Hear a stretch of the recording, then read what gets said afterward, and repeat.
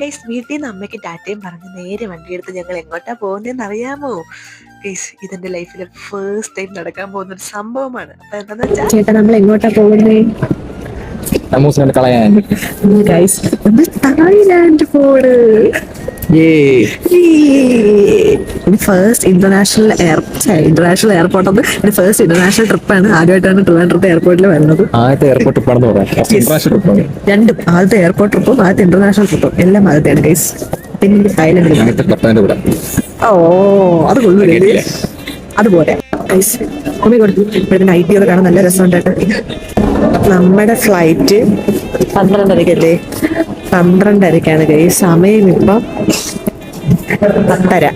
നമ്മള് എല്ലാ പരിപാടിയും കഴിഞ്ഞ് ഇങ്ങനെ എയർപോർട്ട് തെണ്ടി തിരിഞ്ഞ് കിടക്കുകയാണ്. ഇനി ഫ്ലൈറ്റ് വരുന്നു നേരെ തായ്ലാൻഡിലോട്ട്.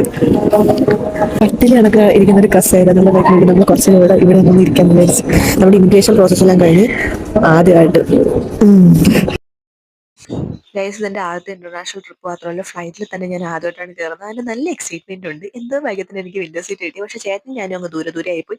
ഗൈസ് നിങ്ങളത് പാക്കേജ് എടുത്തിട്ടൊന്നും അല്ല കേട്ടോ പോകുന്നത്. അപ്പൊ ഡീറ്റെയിൽ ആയിട്ടുള്ള വീഡിയോ ഞാൻ ഇട്ടിട്ടുണ്ട്.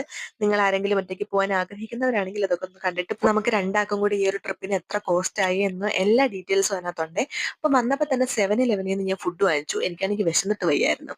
അങ്ങനെ ഞങ്ങൾ വന്നപ്പോൾ എയർപോർട്ട് സ്റ്റാഫ് ഉണ്ടായിരുന്നു കേട്ടോ ഹെൽപ്പ് ചെയ്യാനായിട്ട്. അപ്പൊ പുള്ളി പറഞ്ഞു 12 മണിക്ക് ബസ് ഉണ്ടെന്ന്. ഞങ്ങൾ പട്ടായയിലാണ് പോകുന്നത്, ബാങ്കോക്കിലാണ് വന്നിറങ്ങിയിട്ടുള്ളത്. 167 ബാട്ടാണ് കേട്ടോ ഒരാൾക്ക് പോകാൻ വേണ്ടിയിട്ട്. ക്യാബ് വിളിച്ചാൽ ഭയങ്കര റേറ്റ് ആവും. പിന്നെ ഞങ്ങൾ അവിടെ നിന്ന് തന്നെ സിമ്മും എടുത്തു. സിമ്മ് എടുത്തതിന് 360 ബാട്ട് എന്തോ ആയി. പിന്നെ നേരെ സ്റ്റേയിലോട്ട് 1.5 മണിക്കൂർ ഉണ്ടായിരുന്നു കേട്ടോ ട്രാവൽ. ഇനി കുറച്ചു നേരം റെസ്റ്റ് എടുക്കട്ടെ. അപ്പൊ പിന്നെ കാണാം, ബൈ.